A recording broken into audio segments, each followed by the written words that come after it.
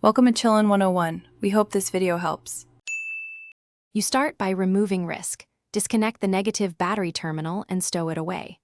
Once done, raise the front, support the car on jack stands, and remove the wheel if it improves access.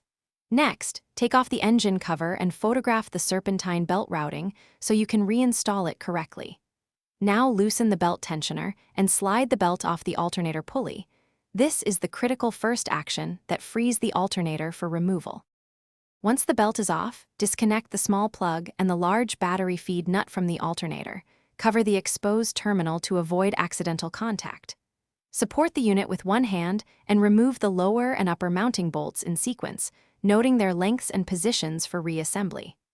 Carefully tilt the alternator free, guiding it past hoses and the steering shaft.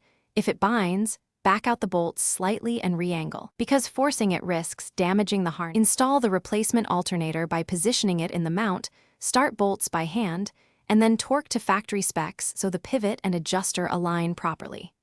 Reconnect the main power nut and plug in the electrical connector, then reroute and tension the serpentine belt per your photo or diagram.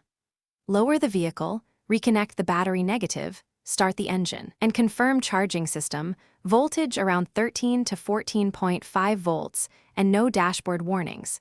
If voltage